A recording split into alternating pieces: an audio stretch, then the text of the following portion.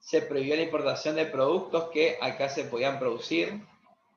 Productos interesantes, fíjense que si estamos hablando que casi el 70% de la población se dedicaba al país, era uno de los principales exportadores mundiales.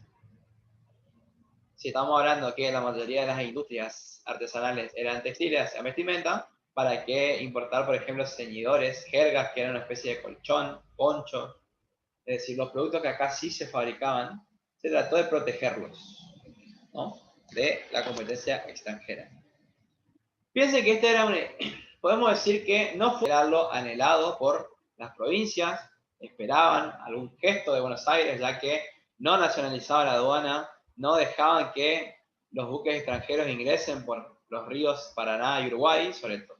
Especialmente, entonces, esto fue como una especie de, sí, parche, placebo, medida para apalear un poco las diferencias. Era un objetivo político brillante de Rosas, porque gracias a esta medida quedó su imagen como la del protector, no solo de Buenos Aires, sino de toda la Confederación, ¿no? Era como que lo hizo de bonito, ¿no? Y fue claramente una medida política para ganarse el apoyo, al menos momentáneo, de los gobernadores, y después ya poder llegar a lo económico. Fíjense que este proyecto logró cierto equilibrio, como dice allí, en las balanzas de pago provinciales, es decir, que al no tener que importar tanto y al poder vender un poco más, las finanzas públicas de las provincias comenzaban un poco a equilibrarse, a no estar tan quebradas, a no haber tanta diferencia entre las provincias del interior y de Buenos Aires. Si bien está bien, todos somos federales, está todo lindo, era mucha la diferencia entre Buenos Aires y el resto. Y por eso es que esta medida vino a paliar un poco, al menos, como les dije, no fue una solución, sino que fue un parche momentáneo que sirvió para que Rosas pueda consolidar su poder. Y fíjense que incluso esta ley tuvo que ser corregida varias veces, especialmente debido a los diferentes bloqueos que sufrió la Confederación Argentina. No sé si alguna vez escucharon hablar del bloqueo francés primero, en el año 1800, anglo-francés del año 1845, el combate de la vuelta obligado, por el cual nosotros celebramos el Día de la Soberanía. Bueno, eso ya lo vamos a ver más adelante, pero fueron hechos que obligaron a rever esta situación, ¿no? Pero bueno, concretamente, nosotros estamos viendo que se llevó adelante esta ley. Esto sería todo en torno a Buenos Aires. Cuando ustedes van a leer el texto, van a ver que les voy a pedir que, por un lado, hablen de las características económicas y sociales de Buenos Aires, que era la ley de aduanas, porque era mucha la diferencia, muy grande la diferencia entre Buenos Aires y el resto. Ahora lo que vamos a ver de manera rápida, con esto vamos a ir terminando, son las provincias, que cada una de ellas tenía, o que las provincias del interior que más se beneficiaron fueron las más cercanas o las que estaban dentro de la llanura pampeana.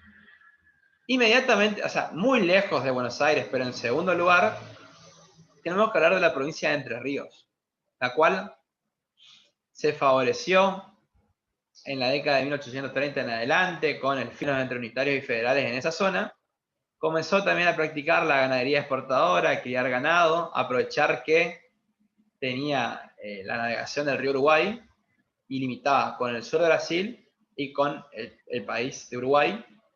Entonces podía comerciar con esas regiones sin necesidad de pasar por Buenos Aires y que Buenos Aires le quite algo, podemos decir, o le cobre algún tipo de impuesto. De forma, Entre Ríos se va a convertir, como dice allí, en el segundo centro ganadero más importante que tiene la Confederación Argentina. Sobre todo la parte oriental, es decir, la parte que está sobre las orillas del río Uruguay, porque como les dije, era la que más fácil la tenía. El río Uruguay, aparte, es un río que no es tan ancho como el Paraná, por ejemplo, entonces era sencilla la comunicación entre una orilla y la otra. Por eso que no les tienen que sorprender, vayan pensando o analizando también a futuro, que dentro de esta provincia, así como dentro de Buenos Aires el principal ganadero fue Juan Manuel de Rosas, uno de los principales, dentro de Entre Ríos prontamente se destacó la figura del ganadero y caudillo Justo José Urquiza, quien era propietario en la región de Concepción del Uruguay de muchas cabezas de ganado, una persona que tenía su propio palacio, el Palacio de San José se llama, que todavía existe, en Concepción del Uruguay, y que obviamente él, a medida que fue pasando el tiempo, también va a tratar de meterse en política, y va a ser él quien lidere la coalición opositora a Rosas que lo va a derrotar en la batalla de Caseros, en el año 1800. toda esa historia, pero Urquiza va a ser un personaje político muy importante de nuestra historia durante la década de 1850. Bien. Seguramente alguna vez escuchado hablar de él. Va a ser el primer presidente de la Confederación Argentina, el inmediato sucesor de Rivadavia. Ya más adelante lo vamos a ver quizá. Ahora Corrientes, si tenemos que hablar en otra provincia del litoral, también diversificada, como dice ahí, fíjense que producía yerba mate y tabaco ya desde la época colonial en la zona de las misiones jesuitas. Cerca de la capital tenía astilleros, carpintería, aprovechando la madera y sobre todo vamos a ver cómo de a poco se va a ir aprovechando el quebracho. Ya vamos a ir terminando. Y sí, una zona ganadera en el sur. Ahora bien, fíjense que, si recuerdan la clase pasada y ahora cuando lean el texto, van a ver que Corrientes fue una de las provincias que más se enfrentó a Rosas porque atentaba directamente contra su economía, porque ingresaban productos manufacturados de afuera del extranjero, porque ingresaba hierba y tabaco de Brasil. Entonces va a estar muy interesado, recuerda el gobernador Pedro Ferré, sobre todo en tratar de defender los intereses económicos de su provincia. Y es por eso que la ley de aduanas fue bien recibida, al menos durante la primera etapa. Lamentablemente para Corrientes, por el tipo de clima que tiene, la ganadería extensiva, que estaba muy de moda, que era la principal actividad. ¿Y por qué lamentablemente? Porque eso era lo que se exportaba. El resto de estas actividades, lo único que se hacía era producir para el mercado interno, ¿no? Entonces Corrientes quedó un poco en desventaja respecto a Entre Ríos y a Santa Fe. Ahora bien, van a haber zonas que directamente van a estar mucho más en desventaja y van a quedar prácticamente durante gran parte. Y van a ser las zonas del interior más profundo, no las del litoral, sino las del interior, las del noroeste, por ejemplo. ¿Por qué? Porque tuvieron que sufrir primero las guerras de independencia, después las guerras civiles. Recuerden que los conflictos estuvieron en torno a Córdoba, Santiago del Estero, Tucumán, Salta, ahí es donde se produjeron las últimas batallas. Es decir, una conflictividad. Sus tradicionales regiones para comerciar, que por ejemplo en el norte de lo que hoy es la Argentina era el Alto Perú, lo que hoy es Bolivia, quedó fuera de la Confederación, es decir, era un país extranjero. Por lo cual, estas zonas van a presentar, en su momento presentaron serias dificultades económicas.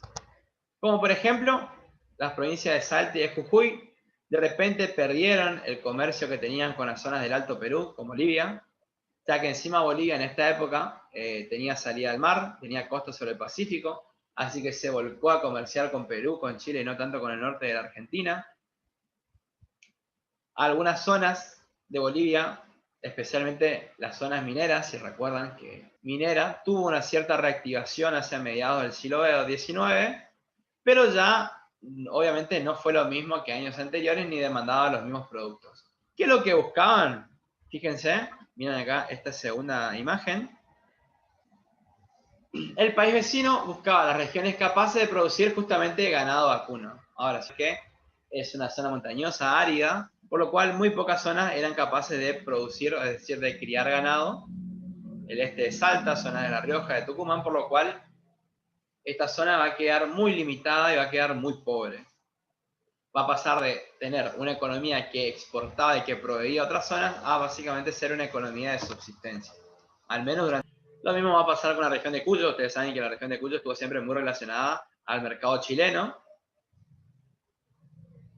Incluso después de la independencia continuaron las relaciones comerciales, al menos entre Mendoza y Chile. ¿Por qué?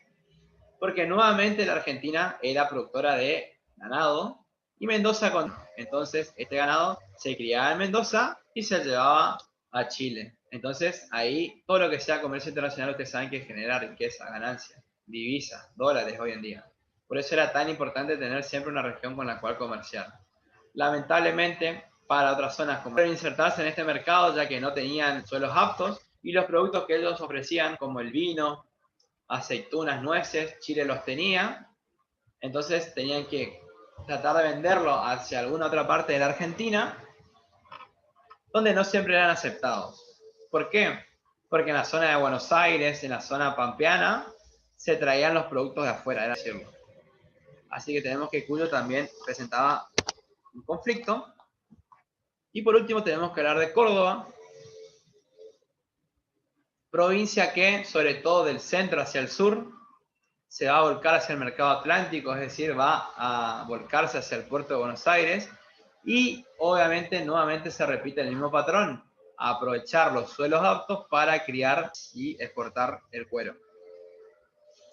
El sur se va a dedicar entonces a la exportación, y fíjense que en algunas zonas tenemos que hay alguna incipiente producción artesanal, como dice ahí, producir ponchos, jergones, que son como colchones, vestimentas, ¿no? Que se vio beneficiada también por la ley de aduanas.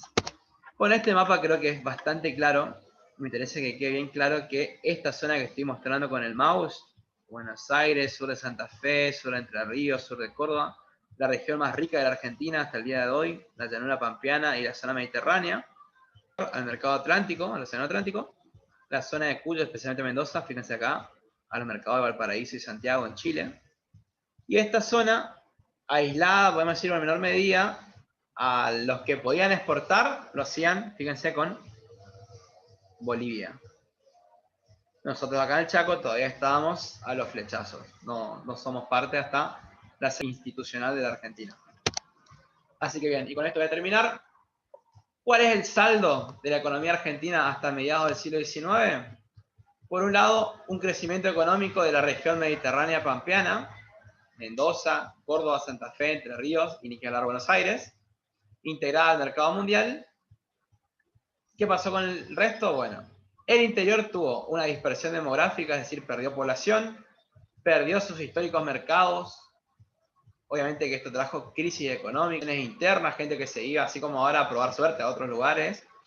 Y que la economía sea netamente de subsistencia, es decir, tratar de sobrevivir, como les dije, tener su huertita, su animalito para vivir y nada más, poco más, ¿no? Así que bueno, fíjense, la clase de hoy. Fíjense en el aula que van a encontrar 3 consignas respecto a la política, vamos a decir, respecto a la política de Rosas, 3 consignas respecto a lo que vimos hoy, a la economía, y la semana que viene vamos a terminar el tema, a lo mejor agrego 2 preguntas más sobre lo que es sociedad y cultura durante esta etapa, y con eso vamos a terminar el trabajo y el tema de el racismo. Así que bueno, con eso terminamos, chicas, chicos, para todo lo que vean después de la grabación. Cualquier cosa saben que me pueden